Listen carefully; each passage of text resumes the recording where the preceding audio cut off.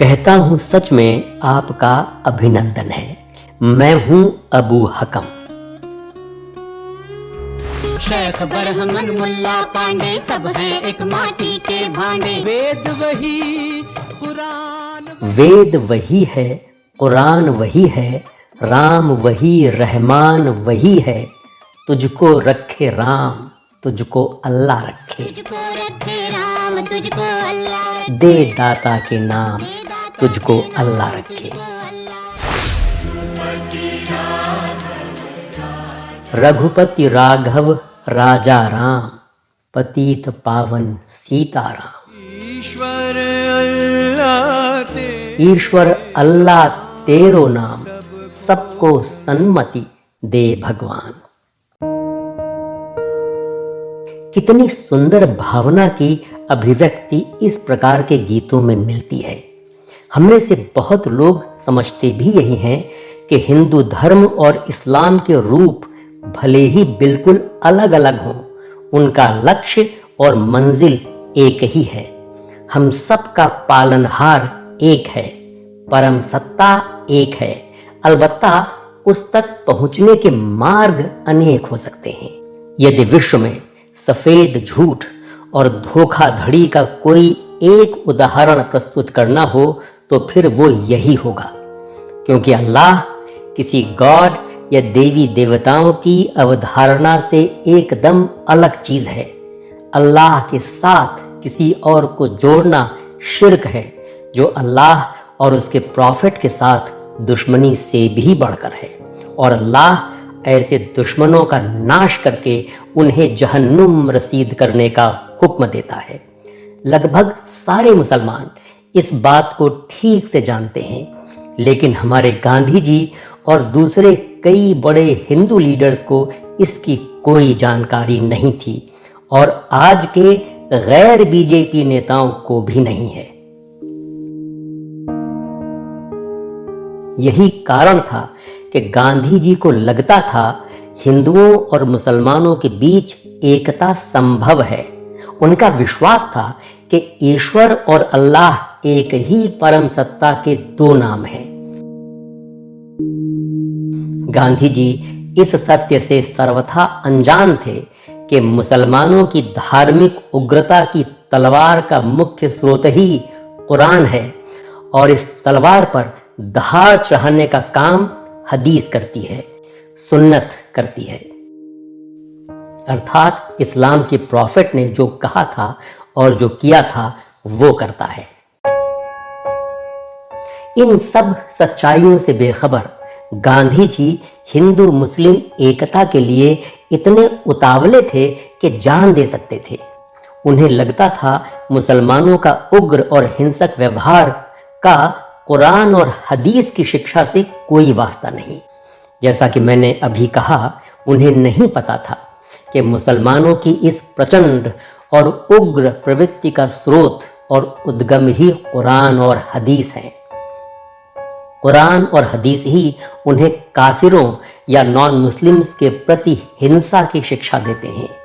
यदि गांधी जी को ये बात पता होती तो उन्हें हिंदू मुस्लिम एकता के अपने प्रयासों की व्यर्थता का भी बोध हो गया होता, क्योंकि उनके ये प्रयास ऐसे वैसे नहीं थे, बल्कि पागलपन की सीमा तक थे।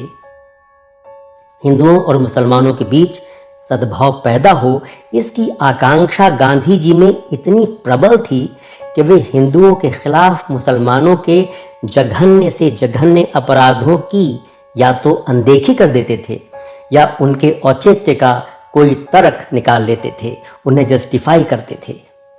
अंबेडकर अपनी पुस्तक पाकिस्तान और द पार्टीशन ऑफ इंडिया में लिखते हैं, यह एक कुख्यात तथ्य है कि ऐसे कई लब्ध प्रतिष्ठ हिंदुओं का मुसलमानों ने खून कर दिया, जिनके लेखन या शुद्धि मूवमेंट में हिस्सा लेने के कारण मुसलमानों की मजहबी भावनाएं आहत हो गई थीं। इनमें प्रथम थे स्वामी श्रद्धानंद, जिन्हें अब्दुल राशिद ने 23 दिसंबर 1926 को उस समय गोली मार दी जब वे बिस्तर में बीमार पड़े थे। इसके बाद दिल्ली के एक प्रतिष्ठित आर्य समाजी लाला नानक चंद का कत्ल कर दिया गया। रंगीला रसूल के लेखक महाशय राजपाल को 6 अप्रैल 1929 में जब वो अपनी दुकान पर बैठे थे तब इल्मुद्दीन ने छुरा घोंप घोंप कर मार डाला। रंगीला रसूल एक बहुत ही घिनौने और घृणास्पद पैम्फलेट के जवाब में लिखी गई थी। इस पैम्फलेट का शीर्षक था सीता का छिनाला, जिसे एक मुसलमान ने लिखा था, जिसमें भगवान राम की पत्नी सीता को वेश्या बताया गया था। नाथूरामल शर्मा की हत्या अब्दुल कयूम ने सितंबर 1934 में कर दी। ये एक बहुत ही दुस्साहसिक कृत्य था। अब्दुल कयूम ने चाकू मारकर उनकी हत्या भरी अदालत में की थी।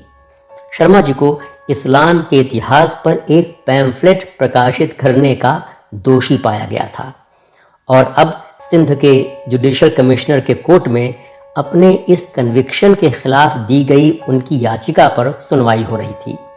1938 में अहमदाबाद में आयोजित हिंदू महासभा के सत्र के बाद मुसलमानों ने महासभा के सचिव खन्ना पर भीषण हमला किया, जिससे वो बाल बाल ही जीवित निकल पाए। ये बहुत छोटी सूची है और इसमें आसानी से बढ़ोतरी हो सकती है, लेकिन मुसलमानों के हाथों मारे गए प्रतिष्ठित हिंदुओं की संख्या कम हो या अधिक, इसका उतना महत्व नहीं जितना इस बात का कि इन हत्यारों के प्रति हमारे महत्वपूर्ण लोगों का क्या रवैया था। जाने माने मुसलमानों ने कभी इन हत्यारों की निंदा नहीं की, बल्कि इसके उलट इस्लाम के लिए शहीद हो जाने पर इन हत्यारों की जय जयकार की गई। उनको क्षमा कर दिए जाने के लिए प्रदर्शन हुए। मुसलमानों के इस प्रकार के रवैये का एक उदाहरण ही काफ़ी होगा। लाहौर के बैरिस्टर बरकत अली नाथूरामल शर्मा के हत्यारे के वकील थे और उन्होंने अदालत में बहस करते हुए ये तक कहा कि अब्दुल कयूम नाथूरामल शर्मा की हत्या का दोषी नहीं है, क्योंकि उसने जो किया वो कुरान के कानून के अनुसार उचित और न्याय संगत है। अंबेडकर आगे लिखते हैं कि मुसलमानों का यह बर्ताव तो एक बार समझ में आता है, मगर जो समझ में बिल्कुल नहीं आता वो है मिस्टर गांधी का नजरिया। मिस्टर गांधी किसी भी प्रकार के हिंसात्मक कृत्य या घटना की भर्त्सना करने में कभी चूके नहीं हैं। उन्होंने कांग्रेस को भी ऐसा करने के लिए बाध्य किया है, भले ही कांग्रेस उनसे सहमत न रही हो। किंतु जिस प्रकार की हत्याओं का अभी उल्लेख किया गया, उनके विरुद्ध मिस्टर गांधी ने कभी कुछ नहीं कहा है। न केवल ये कि किसी मुसलमान ने इन नृशंस घटनाओं की मजम्मत नहीं की है, बल्कि मिस्टर गांधी ने भी गणमान्य मुसलमानों से इन हत्याओं की मजम्मत करने के लिए कभी नहीं कहा है। मिस्टर गांधी ऐसी हिंसात्मक कार्रवाइयों पर चुप्पी साध लेते हैं।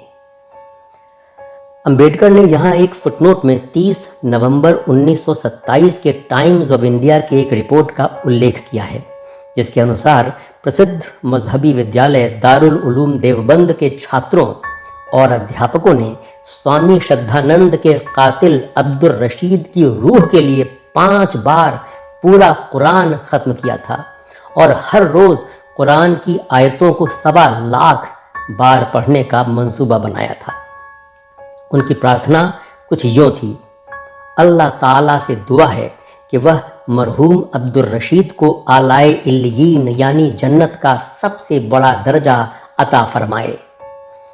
इस संबंध में मिस्टर गांधी के इस दृष्टिकोण का केवल एक ही कारण समझ में आता है, और वो ये कि मिस्टर गांधी हिंदू मुस्लिम एकता के लिए कोई भी कीमत चुकाने को तैयार थे।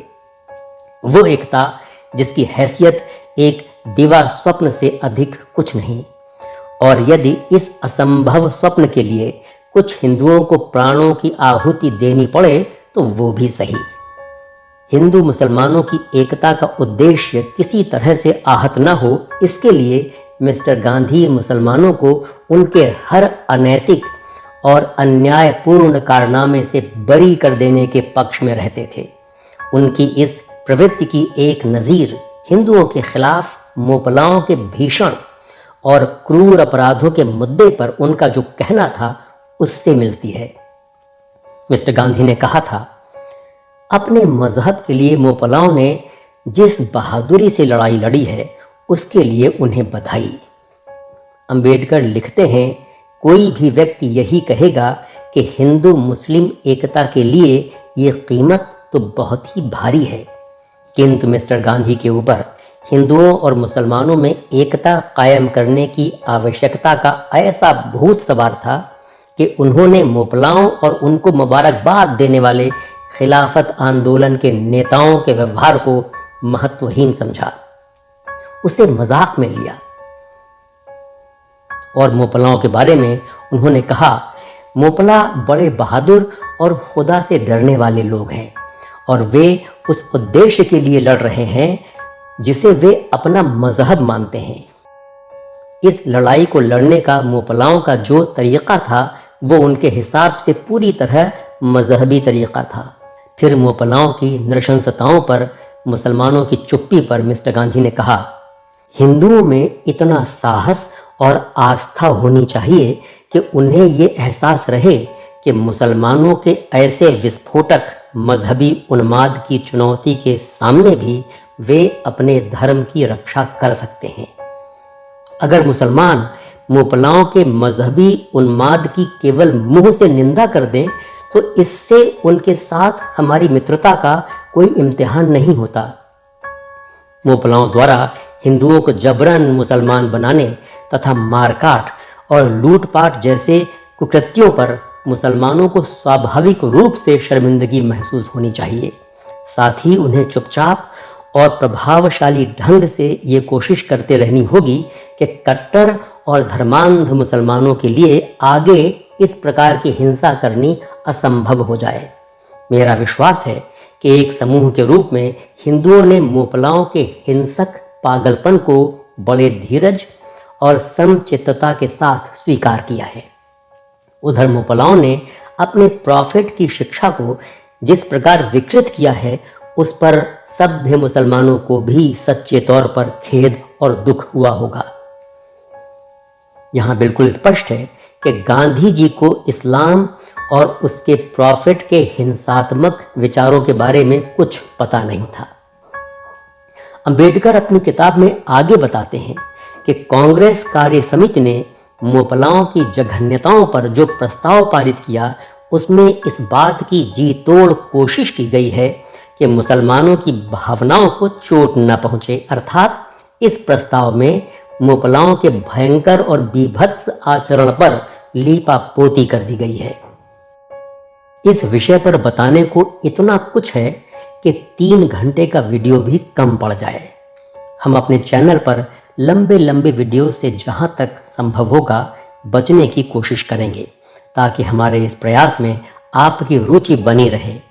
हाँ, इतना अवश्य है कि महात्मा गांधी हिंदू मुस्लिम एकता के जिस लक्ष्य को पाने के लिए मूर्खता की सभी सीमाएं लांघ गए थे, वह लक्ष्य एक मरीचिका या मृग तृष्णा से अधिक कुछ नहीं था। इस पर कम से कम एक वीडियो तो और बनता है, जो हमारे चैनल कहता हूँ सच का 4था एपिसोड होगा। आप हमारे चैनल को सब्सक्राइब अवश्य कर लें और लाइक भी कर दें। ऐतिहासिक तथ्यों एवं घटनाओं के आलोक में हमें अपनी बात रखने के लिए आपका सहयोग अपेक्षित है। धन्यवाद।